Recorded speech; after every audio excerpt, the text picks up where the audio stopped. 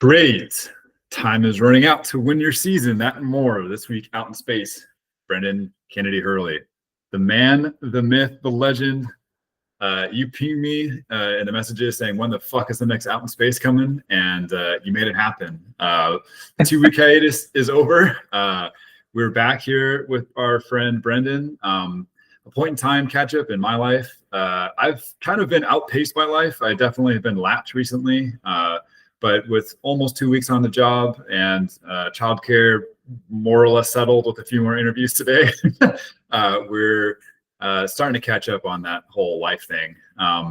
I said in the last Out in Space that I would dedicate this time to go touch the database project. I don't think I even opened the database since it's been this last recording. So I haven't even looked at that bastard. Still would like to get to it. Some of the write-ups that I've done have really helped clarify some of these metrics that I'm hoping to go after. So it's not that no progress has been made towards the end game, but no code has been written. And as you can see, we've got a new background. I would like to personally introduce you all to the potentially first observed population 3-star. And so walking that back just a second, somewhere right in this little void here is an ultra faint chemically primitive galaxy forming at the epoch of reionization. This is the MAX J0416 cluster, and the object LAP1b is potentially Webb, the telescope, space telescope, spotting a primitive galaxy of the first order, so that we have nucleogenesis producing 3 eras of stars. Our sun is a 3rd generation star, and the 1st generation stars were theoretically possible but never observed. This is potentially the first observed 1st generation stars of the universe. With that said, B, the league. Graham just hit his sub 2-hour half marathon. Casey's birthday is today, and Luker, Godspeed, coming home. Anything to say, Brendan? I've been chunking through 2 minutes of time. Great questions, Ken. First, that's a really pretty fucking looking good cluster. Thank you. Second, yeah. Hope Luke is got some thoughts to share about the cluster in the galaxy. It's like, but no. The only other thing I got there is just wanted to say happy birthday to Casey. No, I think his is the 16th. So he was born 89. I think he's 36 now. But yeah, happy birthday, Casey. Hope all is well, man. Love it. All right, B. We ran through some of the details of our past lives in the previous inaugural run of Out in Space. So this time, I'd like to just kind of bring it into the present daily life. Are you a coffee person? What are some of the routines that make you who you are? I know you were sipping your coffee right before we got on screen, so I know the answer to that a little bit. I've got mine going. We are here early, but can you just give us Sure insights into your daily life, your daily routine, what makes you up? Yeah, I'm an instant coffee guy. So what is iced coffee right here? You can see this a little bit there. Usually 2 scoops, 5 ice cubes, which is always a little different going with iced coffee, and then just whatever creamer from Coffee Mate that I usually go with. Oh man, so instant coffee. So I took a run with instant coffee, but instant coffee was too instant for me. So like I've got that addictive nature, and so 1 scoop turns into 2 scoops, turns into 3 scoops, turns into 2 or 3 cups a day, and that stuff is just too instant for me. So I had to get away from it and stick to the French press. Other than that, B though, like, do you put like 1 sock on and then 1 shoe and then the other sock on and the other shoe type of person? Or like, are you a morning shower person? Or are you a nighttime shower person? Give us some high level routine of what makes you you. Yeah, great questions. I'm a night shower routine person. 2 socks on, so I have those on right now. Yep. Did I check all the other boxes? Any other boxes I need to check here versus this question? Well, another thing that's popping up for me too, B, is that you've been rocking the goatee for a minute now. Do you have any like big designs on what's going to happen with your facial hair at the second half of the 2020s? I have more shaving I need to do for sure. So I think I trimmed this a little bit.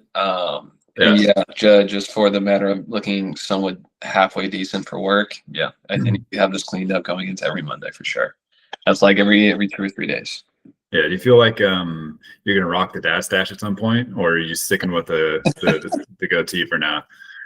Yeah, I'll every weekend I'm sure now that we're talking about it now, I'm sure that I probably need to clean up a little bit, given this. And then what was it else? I had to clean it up earlier last week because last week you had mentioned it. I know too. I think it was Ari and I's like 5-year anniversary. So Mhm. obviously can't look too crazy going into everything. No.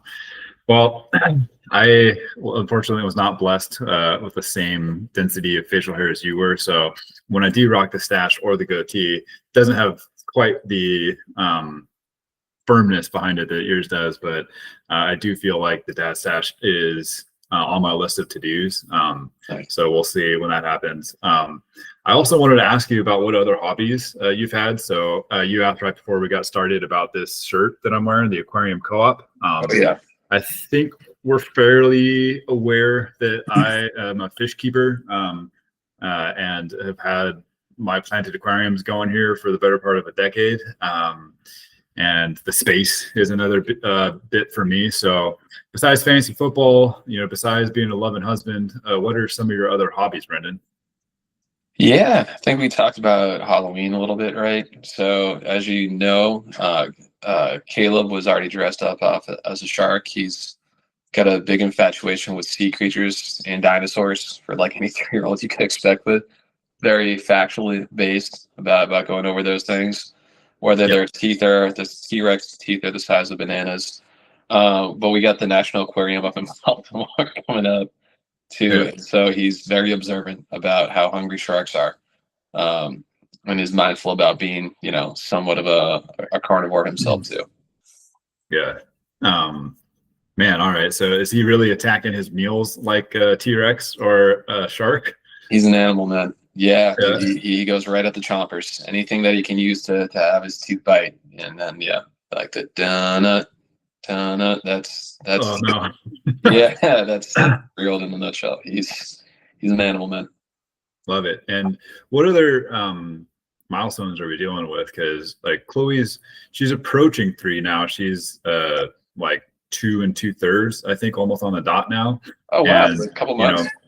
Yeah, I think we're 4 months out. So Okay. her like the milestones start to blend in just a little bit, right? Like it's not like walking, or it's not like eating by yourself, or it's not like dropping a nap. It's just kind of you're just picking up like another layer of complexity with speech, or with like understanding and doing like imagination play, stuff like that. So kind of for me looking ahead, what are some of the milestones that you guys are looking at, or are you guys having kind of like a similar experience where like the milestone conversation is starting to drop off as there's kind of already mini complete humans, they're just kind of slowly taking on responsibilities as they age? Yeah, no, those are good questions, man.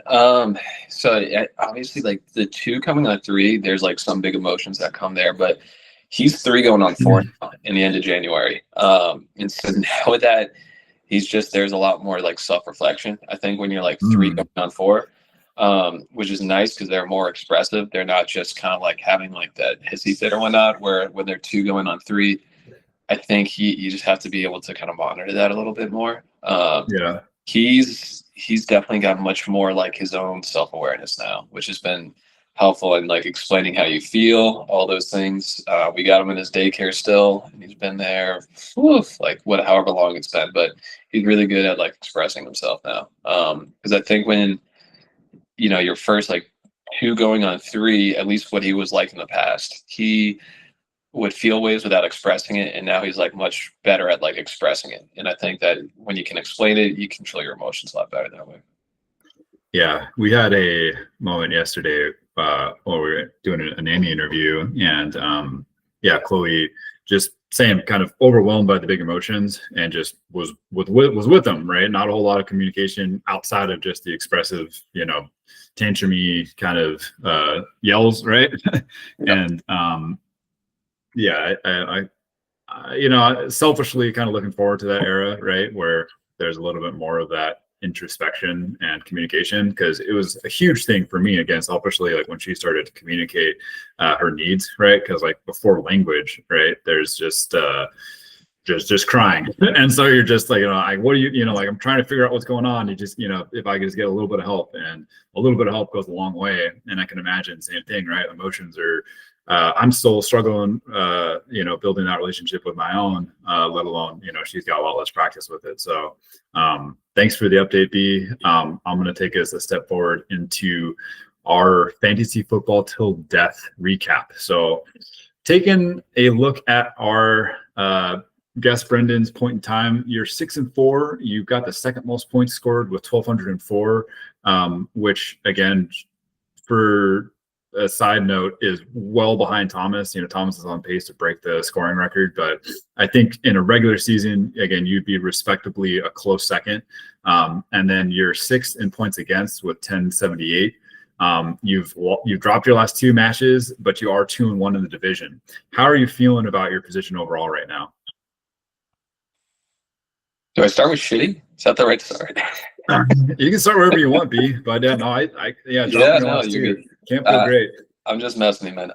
So here's what I'll just go back in a game line with it. So this is 2 games that I've lost, and then I got, like you said, a tough matchup where I think it's like a 3-7 odds or something like that, 7-3 odds losing to Tom. But before that, it was Ben who beat me on the run. That was a tough go. And then after that, Sam. And here's the thing I gotta give kudos to Sam too. This man went on a tirade, like trying to like construct like any type of trade he could offer me. And I don't know if this is like, I don't even know what to call it. I passed on all of them. And he was just ready. Yeah, like he started the right people, came on a tear, came ready. Then obviously I think Garrett Wilson left that game. Whatever went there, I tried to like revisit being like, hey man, do you still want to do this? I can send this offer out to you.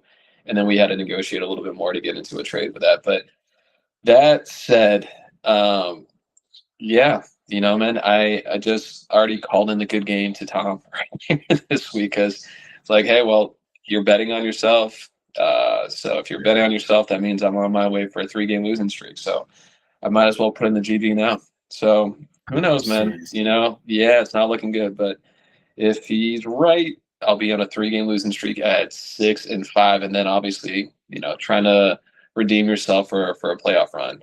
Fighting the forces, as they say. That's the goal. But who knows how that will. Well, I'm looking at your matchup now. Again, Yahoo's got it as a 57% favor in Tom's direction. You've got a strong 120 projection, although Yahoo's, again, kind of finicky with their projections. I think you guys have a scratch at the quarterback, Patrick versus Jalen. He definitely has the advantage at wide receiver with JSN, Nico, and Rasheed against Addison, McMillan, and Ridley. And CMC versus Achane, right? I think that, I've been on the side of holding off on calling Achane elite. But at this point, I don't think you can say that anymore, right? He's just been producing at a monster pace. And so, again, I say those guys are scratches. Chase Brown versus Swift, not a huge edge, but I'd probably give it to you. Kittle and Bowers, again, I'd call that a scratch personally. And then Etienne versus Spears, you definitely have the advantage there, although we've not seen a ton out of Etienne recently. And Chargers are playing some pretty good D now they've got Mac back. And then defenses are defenses. So yeah, I think it very much just comes down to your defense on the wide receiver core. And you, again, Carolina being shitty, McMillan should, always get the target share. I don't think you're dead, B, but I do think that it opens up our division a lot. I got the lucky double injury Trevion breakout game going into Jason and I's matchup. In addition to the mega buy, not only are 3 of his indie players on buy, but he's got somebody else important, Alvin, on buy. So he's got 4 guys on buy. Oh, wow. So I think we'll be evened up after this, and then it's into the divisional games. So if we can take care of Casey and Hunter, then week 13 we play each other for all the marbles. So that's just a little look ahead into our division. I did want to go back and touch on activity as well. So no surprise here, you lead all managers in moves made with 78. Sam is coming in right on your heels at 76, and I'm in third with 65. Again, kind of preseason arbitrarily, I kind of put out that 70 marker as kind of the number to hit for what I would qualify as an active manager. And so, with 4 weeks to go, you and Sam are already over that number. And then trades, unsurprisingly, you've got 9, which is maybe surprising, second in the league. So both Sam and I have 10 trades total. So you got to get out there at least one more time, B, to maintain your title. And then on your 9 trades, 4 of those trades are with Sam. And then the only other manager that you've done 2 trades with is Tom. And then everyone else has just been on a one-off. So if I'm doing the numbers right, you've done, 4 plus 2 is 6, 9 minus 6 is 3. So yeah, you've traded with 5 different managers, so nearly half the league already. So when it gets to your activity, to me, it seems like you're just right in your zone. If we're using some like cardio terms, you're in that zone 2. That's just kind of where you operate. How do you feel like your activity and your trades have been this year? Ooh, good question, dude. Yeah, I think you need to make bets on different things that are happening short term and long term, right? So obviously, big thing that we negotiated and displayed between I think it was like the Waddle and what am I thinking of here? God, who's the running back? Waddle and Daddle. Thank you. Daddle. Yep. Going on with that. And with any of these things, like whether it's a 3-2 or 2-3, you have somewhat of an outlook with one person or another and seeing how things go. And you got to be willing to pass on. If you're willing to pass on, do you have a feeling or a sense that something will change? Or if so, what will that change be? That was like kind of my intuition has been telling me with a lot of these things. So, we have till the 21st? 22nd. Or 22nd, thank you. Trades that just need to happen for whatever reason that you think will go. Yeah, I think that it's just important to make the bet that you have. With Chase Brown's really super interesting. I just want to point this out with Perine being out now with a high ankle sprain. Yeah, that kind of opens the door for him a little bit that it hadn't for some time. And so now at the least, who knows? I think he's going to get a lot more volume. With Daddle and Waddle, I tend to be a little more of a contrarian, and I realize that. I just don't. Who knows? I never know. Daddle's sick. He's an RB1. He's been proving that last few weeks. And Waddle too. Like he's a great receiver who will get fed with a lot of targets. But he's also, with Tua quarterback probably that's like supporting him. I just don't know health wise, like how things necessarily work with these guys, and if they're going to be able to like maintain that range in the second half of the year. But like it's not like. If I'm wrong, he's like a wide receiver 1 probably, right? So who knows? But sometimes you just need to make your bets for whatever reason. And then with someone like Ted, we'll see how things go.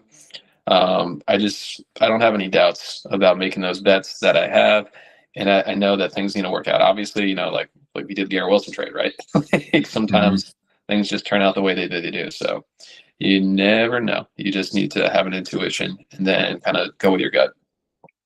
Yeah, and I'd like to. We're gonna dive in deep to the trade stuff here in the next section. But yeah, I hear you on that evaluation. For me, again, I think that you're probably on the, if we're doing like those quadrants, right, where like you map the different players for like the expected, like points over average as opposed to like pressure they face or whatever stat it is, right? And then like you map all the players, right? That you're on one end of that like quadrant, wherever you want to put it, right? But you are definitely an outlier in the way that you operate with your trades. And so I would say that like you're willing to roll the dice on those types of things because like if you're taking the juxtaposition of that trade you did with Tom and then just trade you did with Sam, you're kind of maybe not like highly changing the way that you value Daddle and Waddle, right? But you're willing to move on from takes, just from, sometimes week to week, right? Or sometimes even inter-week, right? And so I think that, again, that's a strength when it comes to your ability to manipulate the market. But I think that there's some times where you can get your hand caught in the cookie jar when you're moving some stuff too far or too quick, too fast, I would say. But again, I think we'll dive into that a little bit deeper later. I did want to just wrap up on our division. So I'm nipping at your heels at 5-5. Casey's 3-7. Hunter's 2-8. I'm 5th in points. Casey is 10th and Hunter is 12th. So not exactly the strongest division that we've got going this year. Almost ringless appears to maybe be staying that way. And I touched on it earlier. I think this week is actually pretty critical for us. So if I maintain over Jay and you lose to Tom, then we're even in record, and then it's just the divisions. And so I think on paper, we should be cleaning up Casey and Hunter on the way out. And then it's week 13 for all the marbles. We are both 2-1. I did that future planning, I guess, this last week, and the Chargers play Vegas week 13, and so that's usually one of the games where my boy Herbie likes to get loose. So I'm looking forward to week 13. Now that I think about it, week 13 and that number 13 has some special value to you. So maybe I shouldn't be as optimistic as I am about taking down the division. Right. All that being said, how do you feel like the division is going to play out? Ooh, yeah. So I think if I'm doing my math right of what we got left here, I think so. This is week 11, 12, 13, 14. So there's 4 more games in totality, if I have that right. Yeah, including this one, we have 4. Yes, I think Sayonara is my last week's game, if I remember that correctly. And then I know next week is Casey. So yeah, I'm trying not to get too excited about one thing or the other, but the matchup wise is looking little better there. Yeah, man, I think I already gave the call, right? I'm losing three straight. I already said that to Tom. So he bet on himself. So I'm just throwing it out there since it looks like that's the way to go with it. You know, obviously my odds, I think I got like a 43% chance of winning this, or whatever it is, a 57% chance of losing the matchup. You know, the stage has been set, whether it's Ben or Sam, just taking off that run back, because he put me to shame on Sunday night. So yeah, man, I mean, who knows? Like I said, the forces will do their time, but Tom's making the bet. He's betting on himself, so that means I'll lose 3 straight then. Good Lord. I mean, like I for the 1 week man who, you know, operates week to week, calling for the 3 weeks. Are you talking about like 3 weeks in a row, including like the previous, or are you talking about like you're going to lose this one and the next 2? So it was Ed that I lost by 0.1. I think it was like week 2 or week 3, whatever it was. Okay. And then the only other losses that we talked about, you know, I don't know, man. You have to make a lot of different bets. Like I said, you got to be an outlier, right? Sometimes you got to make certain decisions on different things, whether it's the trades or the pickups. I like to think that I have people that, you know, could be differentiators for it. You know, who knows who's going to shine or if they're going to be relevant, you know, after these games. But like I said, Tom's bet on me. So that if that's the case, that means I'm losing 3 straight. All right. Well, I think you got a fighter's chance no matter what Tom bet on. And I would say that you got a chance this week. I have you minimum going 2-1 after this week. And so with 2 wins, 8 total, I think you make the playoffs, even the worst case scenario. But I'm a little surprised on the tone that I'm getting from Mr. Brendan Kennedy Hurley over here right now. Let's take a step forward into the deep trade waters. So I did a little historical deep dive to kind of bring the context to our current era of just open free trade no matter what. And so if you were to take a guess, Brendan, I went back to the last 10 years and looked at how many trades that we've made each year. Would you say, if you were to think of a trend for our league without knowing that data, what would you say our trade history has been over the last decade? Yours has been solid. I mean, well, just like the league in general. Let's just say, like, have we been like always this active? Have we been like a dead league, or would you say that like the current era that we are in is like anomalous compared to what we used to be doing? I mean, we can talk back the history in a lot of different meat and potatoes there. But I think the big thing is the Travion Henderson one. I think that's the biggest trade where it seems like you finally been able to kind of reap the benefits. Okay. Hearsay. I know this is what you wanted to hear. And yeah, probably good reason, but the 3 touchdowns in the Thursday night game, yeah, man, that definitely that blew up pretty well for you. And I know I said shut up, Ken, giving you just a hard time and all that, so apologize. But No, all good, B. Again, like we were talking a little bit beforehand.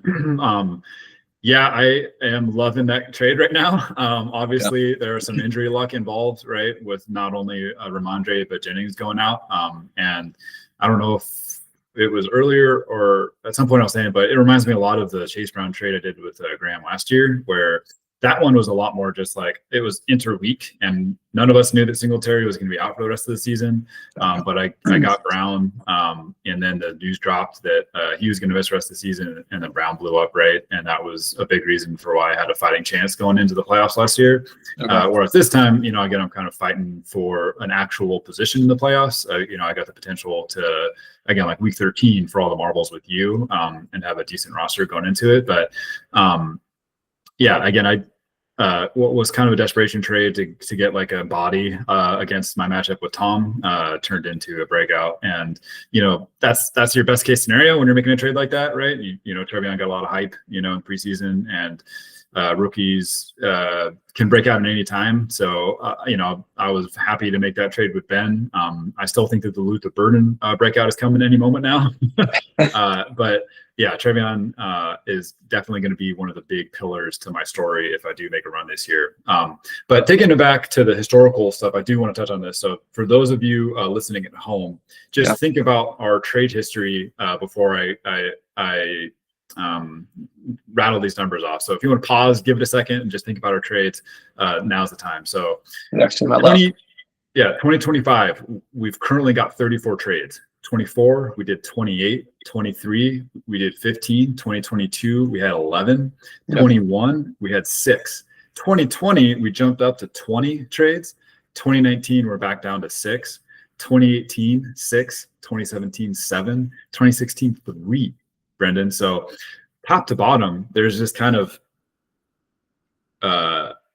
exponential curve as we've gone up, right? And so that was not really my take on it. I thought that we were a little bit more active than maybe averaging like 5 trades a year, right? We have like 5 trades a week now, right? The couple of notes that I have is that 2019 was the beginning of our auction era. So we had, the 6, 6, 7, 3 before that. And then 2020 was the test, where my sole goal going into the year was to trade away my whole team to kind of enter the trade markets. And when I was thinking about this, I figured that it would be at that point is when our trades jumped up, but it didn't. The next year it went right back down to 6, right? But then after that, 6, 11, 15, 28, 34, our trades have really just kind of taken off. And so now you've heard those numbers, do you feel like we're going to continue to see an expansion of trades, or do you feel like we've kind of reached our upper limit? So repeat that question one more time. I'm sorry. So as we've seen an increase of trades year over year, do you feel like we're going to continue to see trade numbers increase, or do you feel like we've reached our capacity? All right, hold on one second. LT, but on. There he is. There he is. Hey, Caleb. Caleb, what do you say? Say good morning, Uncle Kendall. Good morning, Uncle Kendall. Morning, Caleb. What are your thoughts on our trades? Yeah. You like our trades? Yeah. Yeah, he likes our trades. I'm pointing out the pop 3 early Galaxy, Caleb, right here. Yeah. Right. Right. That spot right there. Uh-huh. You can say later that you were the first to see a pop 3 Galaxy. Yeah. All right, buddy. All right, I'm gonna let you go to mommy. Okay. All right, you're off the hook, bud. Go ahead. Say bye. Bye. See you later, alligator.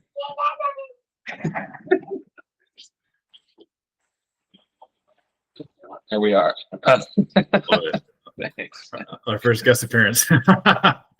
Yeah. I'm sorry. I completely draw space on that. No, all good, man. Love to see Caleb. It's so wild how big he's getting. I feel like every time I see him, it's just like, holy smokes, where did time go? T-Baron, you gotta watch out for him. Yeah. Trades increasing year over year. Okay. Do you feel like we've reached our capacity, or do you feel like there's more room to grow? So today's the 16th or 17th? 16th, yeah. Okay, so we're about a week out. I don't know. Here's the thing, man. Like, if I'm talking about Sam's game with him last week where I lost, right? And that was literally the week where I was just turning down people to saying no to trades on everybody. And then something happened. And I'm like, all right, well, what do you want to do? Do you want to make something happen or do you want to not make something happen? So I try to reinvigorate it. I think it's really, really hard to say. Like, anybody could always settle. Like, you could always have a good record. You could always have a few wins one way or the other and like just settle with it.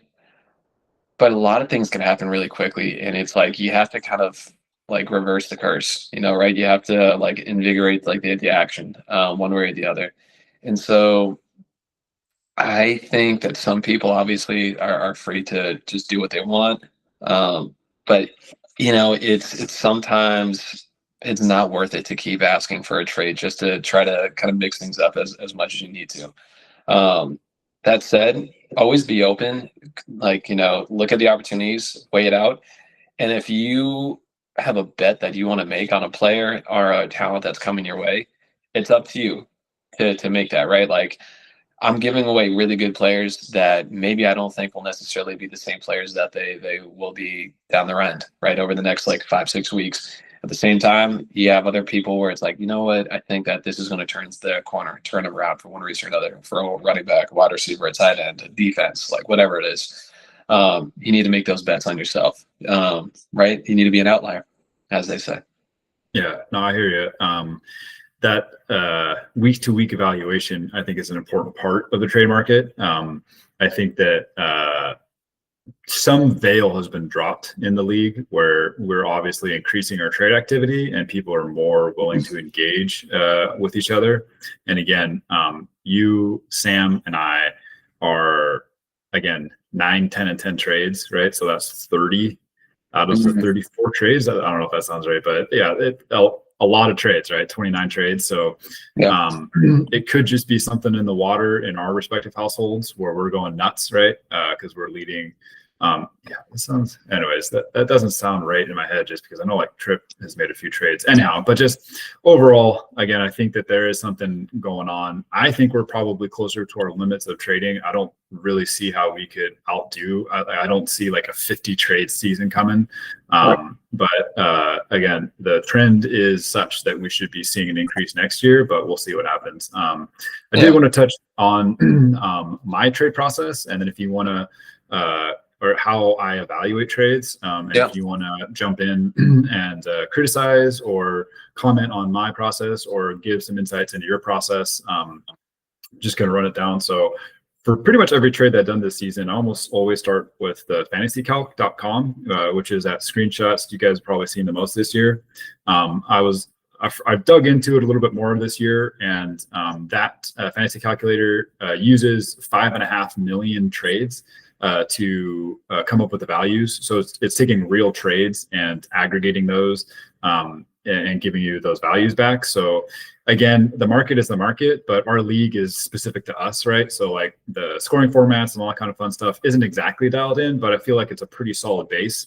And then with my relationship with the football guys, this year, Dave Kluge has really been kind of like my go-to expert. So he puts out his rest of season rankings on a weekly basis. So he adjusts like where he has his guys. And so he's probably the most compatible with where I feel the market is. And so the last thing is kind of, you were mentioning in the last trade, right, of just reading the tea leaves, and kind of having your take on the momentum of like a player or the offense that the player is in, or like maybe a coaching change, right? So like I was willing to do that swing trade with us where I was grabbing Olave because there was a quarterback shift, and maybe, after the bye, we would see a shift in his usage, and then they shipped Shaheed, stuff like that, right? And then the last kind of chunk is like team composition, right? So like we have positional strictness, right? Like we have to start 2 running backs, we have to start 3 wide receivers. And so like I probably am not doing that trade with Ben if I didn't have to start 2 running backs, right?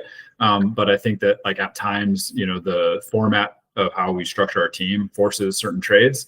And then, last but not least is this late season push. Like last year in particular, I had a very narrow path to the making the playoffs. And so I was kind of making trades looking ahead a couple of weeks and trying to like help one opponent or hurt somebody else because I needed, all these things to go a certain way, which again is very out in space and probably not a good process, but was part of my process last year, and just a tad this year, more so just kind of like including buys into the equation. So looking at a calculator, looking at like an expert ranking, and then having like my own take on like the momentum of the players in the trade is my process. Does any of that match with you, Brendan, or how do you take on the trades? Trades, there's going to be a lot more that comes and goes, right? People are going to either have a bet that they're trying to fish out for, just kind of shove and wait, or sometimes it's more of like you got to do a race to the bottom. It's going to happen one way or the other there with it. Some people will trade, some people won't. We're going to find out over the next 6 days for sure. It's hard for me to predict one way or the other. The only thing I know is I'm bound to lose number 3. So we'll see what happens. All right, Brendan, sticking with that, Ton. I did want to touch on briefly, our trade deadline is, like we said, the 22nd. I think that's like midnight. So that'd be like Friday midnight. Okay. And we ran into an issue, I don't know if it was last year or a few years ago, where I think it was you, maybe, and somebody else was trying to get a trade in at the last second. And it was after the Thursday deadline. And so, players don't clear until the next week. And I was thinking about moving the trade deadline just in general, right? Because the NFL's trade deadline is the beginning of November. And I think that it would make sense to, at the very least, move the trade deadline ahead of Thursday so that we don't have that weird, gap. But then I do think that there's an argument for maybe moving it up like a full week, because I feel like our playoff push is pretty well established right now, and the trades that are happening now are a little bit more frisky. Like they're not necessarily pushing the value of the player, but you're considering your record a lot, right? And so I think that there's some fun to that, because you're like avoiding last place punishment. You're trying to make that Super Bowl push, but at the same time, it's kind of getting away from like valuing players more strictly. So how do you feel about moving the trade deadline? I think to the point that I was talking about of it being a race to the bottom, I think that some people are going to want to inquire about trying to get something to happen before it's too late, right? Yeah. And then it always kind of gets to that period in time when anytime you're there with it, it's like we have somebody really good, or maybe we have somebody that, hey, I'm targeting person X or targeting person Y, like maybe someone's targeting Travion, who knows? Maybe somebody's targeting, I don't know, Christian McCaffrey. I don't know. Then it falls on us to not to say, I'm not open to having the consideration to happen, but then you need to look at it and then kind of evaluate what you have there. So are you betting on yourself? Or are you betting on the talent? Right. And so this is the hardest thing, where people need to, they have decisions that they need to make coming into Friday. And I think some people may be willing to do it. Hopefully we'll see some more trades come through because of it. Like I said, for me, market's always open. But that said too, it needs to be the right place at the right time in terms of how we're evaluating the value that we're going to get over the next, whatever it is, 5 or 6 days. Yeah. I think my doors are always open. I tend to get a little bit more tight as the year goes on. But I think that, if something makes sense, it makes sense. So I did want to, I think I wanted to spend a little bit more time on this, but we've got about 5 minutes, B. So with that in mind, I did want to touch on the collusion topic. So I called fire when there probably wasn't even smoke on your trade with Tom. I think that my reaction on that one was unwarranted. And I think that it was more so the involvement of like the Troy Franklins and then like previous to Michael Carters of the world, where these waiver pieces are getting added into the equation. And just in general, the idea of, I think on paper, Tom takes the best player in trades, which again, there's nothing, inherently wrong with that. I think that it's just like my desire to win, and I don't want Thomas to get any more advantage over any of us. But looking back at that trade with Franklin and Waddle, at the time, it was about a 55-45 trade according to my calculator, and I looked it up yesterday, and I think it was like almost 2-1 in your favor at this point. And so I think that trade again was not a great take on my side in real time, and I think that a lot of it for me just boiled down to wanting to be competitive against Tom in the end, and adding Nico to his squad, in theory, made that more difficult at the time. And then I also wanted to touch on the trade between Hunter and Evan as I kicked off the veto discussion. Yeah, that was the Reishi one? No, that was a CD for what I'm calling table scraps. Yeah. Oh, yeah, he gave up CD. That's right. Yeah, and so that was part of my addition, or part of my motivation to go look at the trades. And so I was a little shocked at how little trades we did in the past. And so I was expecting to have more data to go back and look at and say, okay, this is definitely the CD trade is the worst trade that we've had this year. But like on paper, but historically we must have had better examples of this, but our sample size really drops down if you don't include the last 4 years and then you exclude the 2020 year where I traded away my whole team. We're averaging like 5 trades a year. So even historically going back to like the beginning, it's like we've done like roughly 60 trades, pre the modern era. And so I think you probably would be, maybe not hard pressed, like there's probably some jack trades out there, but maybe even not. And so I think with that trade with Hunter, it was maybe more sending a message that there's some tension in how people choose partners in the trade market, and some tension about how narratives are being conveyed in the group chat on how those trades go down, right? And so I think that my trade process of relying on a calculator is again how I start a lot of that, right? So like when I see like a Troy Franklin, or when I see like just like the tiny pieces that were in that CD trade, right? It's like the value is just like not there for them to be involved in trades. And so I think that again, I called for the veto vote, and then I walked it back as my motion settled in, and we've been very laissez-faire with the trades in our league up to this point. But I do think that it's something important to call out, that I feel like there's this tension with how people choose partners, and there's this tension about like how people choose to narrate, how these trades work out in public, right? So do you have any thoughts on any of that? Yeah, you're getting a lot to the meat and potatoes here. Yeah. So what are my thoughts? What on collusion, or what are my thoughts on trades? We can talk about like the 2 trades that Tom did with you, where there's like the waiver pieces, and just like my bad reaction to the second one. Or do you want to talk about like the CD trade that Hunter did with Evan, and how on paper it's a garbage trade, and I see that as Hunter sending a message, about the tension between trading partners and the tension between narratives. And would just kind of like to open up the discussion, for a few minutes until we get to feel it or fuck it. And just see where it goes. Yeah, just trying to get to the point here. Well, one, I think Troy Franklin is actually better than I think most people imagine it. He is. I think he's going to get more targets than you think. I think it will get better. People need to make bet on themselves. So it's really easy for any of us to use like whatever calculator that you want to evaluate like the value of what you're getting one way or the other.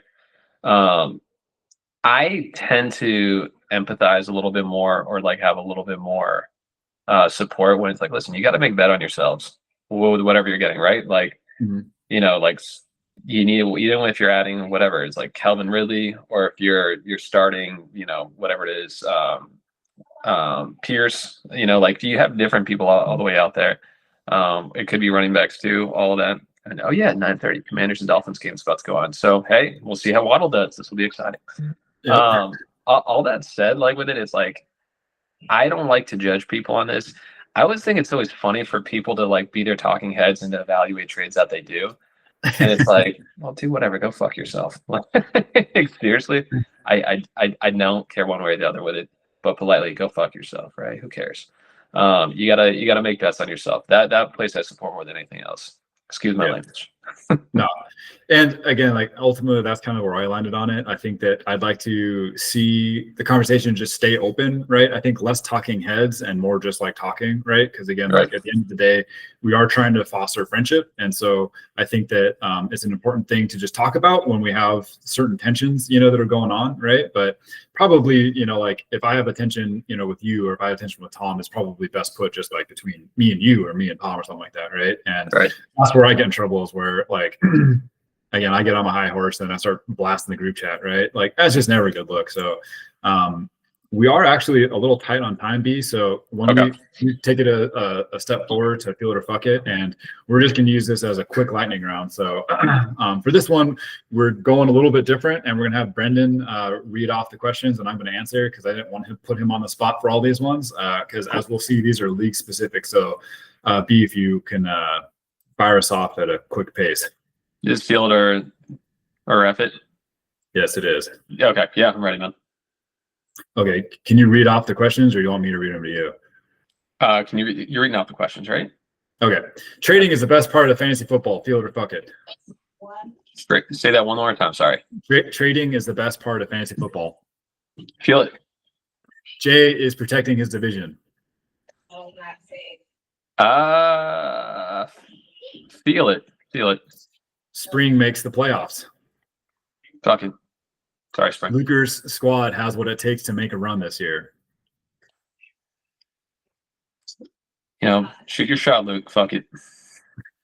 The commish has another special run in on this year. Given it's a holiday and we're Feel it. Tom defends his division and the number 1 seed. Fuck it. Ben's roster is as good as his record. Feel it. Evan makes a deep run. Feel it. Sam wins out to make the playoffs. Feel it. The outlier holds off Ken for the division and the number 2 seed. Shoot your shots. Feel it. Wow, Ken trades get him into the playoffs, but he gets bounced early. Fuck it. Casey spoils Brendan's number 2 hopes. You got to shoot your own shots here. Fuck it. Hunter spoils Ken's bid to win the division. What's his record right now? Sorry. I'm 1 game behind you, and Hunter's 2-8.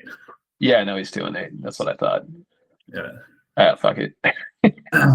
Tom is going to set the points for record that's going to stand for more than 5 years. Feel it. I'll give him that. I feel it as well. Ken, wow. Myself or Thomas will break the points against record this year. We're both right at about 117 against. For the most points or the least points? Most points against. Feel it. Fab will win someone a matchup in the playoffs. Feel it. It'll have to for some people. It won't for me. And I haven't looked at the total points until last night. Mahomes, the number 3 scorer, and Herbert, the number 2 scorer, will finish as top 5 quarterbacks this year. Mahomes and Herbert will? Yeah. Yeah, that's not a hard bet. Feel it. Love it. All right, B. Well, we actually took a little bit longer than I thought getting through all this stuff. So we're taking it off into space time now. As a new resident of the Pacific Northwest, seasons have been a wonderful part of life up here. What's your favorite memory from fall, Brendan? My favorite memories from fall. Ooh. Yeah, I don't know. We got Thanksgiving now coming up in a week and a half or 2, right? Yeah. It's a different season. I think my favorite memory is anything where I think the Halloween for the toddlers and the kids and the youngins to get them started. They always like to dress up. They always feel like a little different, a little weird during that time of the year, a couple weeks back. Yeah. That was fun to watch. That was awesome to see everybody. So let's take it back to your childhood, Brendan. So would you say that Halloween would be your favorite fall holiday? Yeah, it was pretty fun. Yeah. All right, and give us like a walkthrough. Like, what did Halloween look like in the Hurley household in the 90s and early 2000s? Oh my God, dude, I cannot even remember for you. So yeah, Okay. I don't think I can give a good answer for that. But anytime you have a youngin that's kind of getting ready for their first one, anytime you have a toddler or a baby, they're getting their initial experience in there, and you get to Yeah. see how they transform it. And when you got like a 3-year-old versus like a 1 or 2-year-old, they have their own like inspiration, their own thoughts of what they want to be, and so you kind of have to let them like kind of change the course how they want to work it. So seeing Caleb do it's pretty cool. Yeah, when I think of Halloween back in the day, we had this kind of smaller square dinner table, and we would always cut open a big trash bag, and lay it and tape it over the edges, and then we would carve pumpkins as a family. And we always sat, the 4 of us, like mom and dad across, and then me and my sister across from each other, and we get our 4 pumpkins. We'd be standing, we have like those stupid orange knives, right, and like just going to town, carving and dumping all the pumpkin seeds and guts into the middle of the table and just kind of going to town. And I feel like, especially growing up, we have a pretty small family, but we would have like uncles and aunts over for this kind of stuff as well at times, right? And like I never really, again, just probably I'm weird, understood like why like the extended family was there, because I was like, oh, this is all about like me carving a pumpkin, right? And so like I don't know about you, but I got like really into carving pumpkins because it was just like this media that was only available once a year, right? And then I had to come up with some idea. And I don't know about you, but like for the longest time, like the stencils that you could put on the front of pumpkins, like I stayed away from those because like they were too limiting for me, right? That's but awesome. Then there was some like fancy one, like a dragon or something, and I was like, oh my lord, I cannot not do the dragon, pumpkin this year or whatever it was. So Yeah. do you have any like memories with pumpkins? Did you carve anything with Caleb this year? No, we don't have anything right now in particular, but that's something for next year to kind of like wrap up for it. Obviously done a lot of the apple picking and like the berry picking. Yeah. And then just the costume get up, like when we did it a couple weeks ago. It's a unique day, whether you're doing the candy and all that stuff. So we'll see how it goes. I know we got Thanksgiving coming up here. Been watching a lot of, what was it? I forget which one it was, the Huntrix, like whatever K-pop one that we have on now. Yeah. So yeah, kind of rolling with the punches here. Caleb's a fan though. K-pop Demon Hunter, Golden. Golden. We're going up. Yeah, Golden. Big hit. That's right. And then just taking a step back from fall seasons in general, right? So like as a SoCal kid, and most of us in the league are SoCal kids, we know like jack shit about seasons, right? That Southern California is just this weird, warm, playground, right? Where you never really get bad weather. You get some El Niños every once in a while that shuts you down for a day or two, maybe a week, right? But we don't really know seasonal changes. And now having been up in the Pacific Northwest for 2 full years, right? And I know the Boise boys, Tom and the Simmons brothers have experience with the change of the seasons in Boise.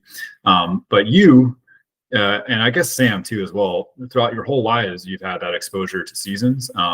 So one of the things I was thinking about is like, you were always so weird in Chapman, right? Because it's like, you were an East Coast person, right? And like, I still had to remind myself that you're not like a West Coast person when I'm talking to you sometimes, because like I sent you a trade and you're like, Ken, that's a shit trade. And I was like offended. I was like, Brendan, like, that's so like coarse of you, right? And then I was like, oh right, it's Brendan. He's an East Coast person. You don't suppress your emotions. Sometimes you just throw it in there. You just put it right back out there, right? So when you think about like seasons, was Southern California like weird for you when you were out in Chaptown? Like, was it just like odd not to have any kind of like noticeable change? I don't know, man. East Coast versus West Coast. It's not about being combative, but man, just say it with your chest. Yeah. Like, literally, seriously, I the way I always feel like it's really easy to be happy-go-lucky and to like kind of politely question something that's like you don't really need to question it, or if you have an opinion on it, sure, give your take. I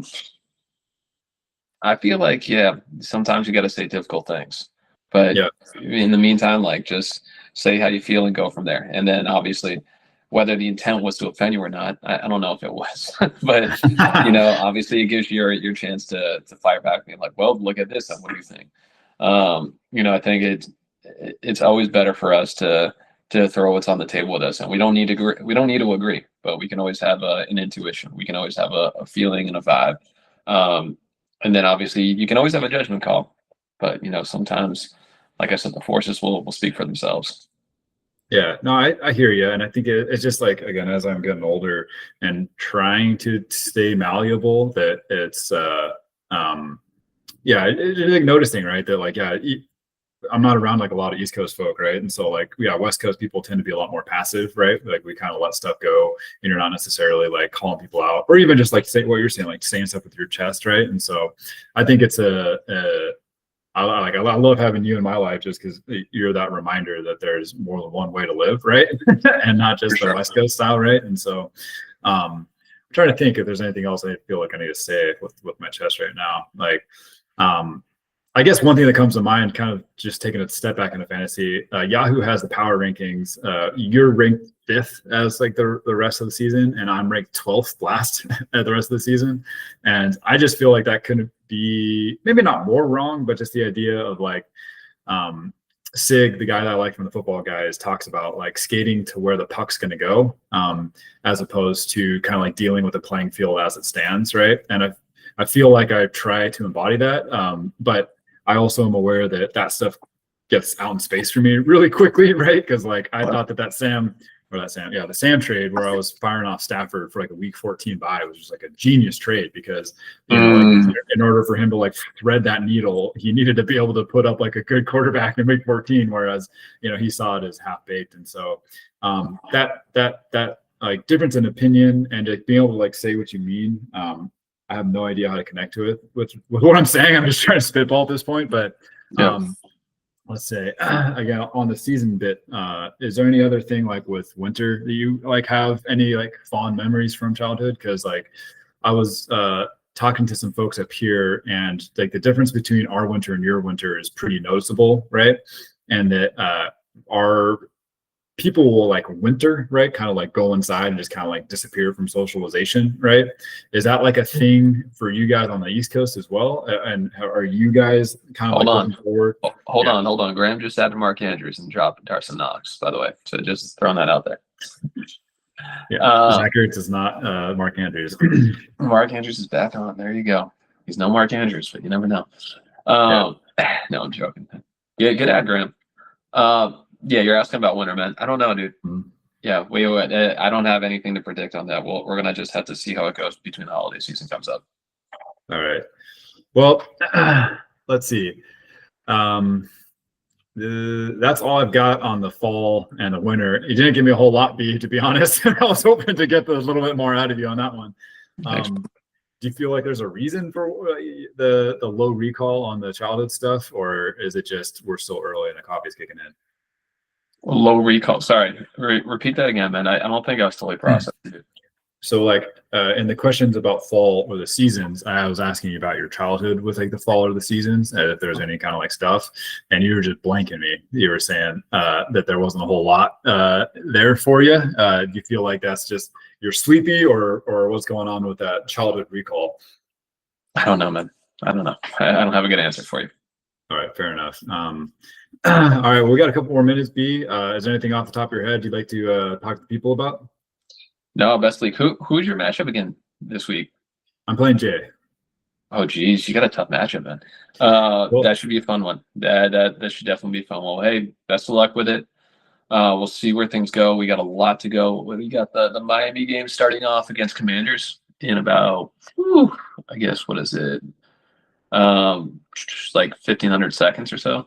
So yeah, that's starting off pretty soon in 15 minutes. But yeah, good luck to everybody. Let the forces do what they need to. You never know, man. And everybody, bet on yourself. That's my best advice for everybody. Bet on yourself.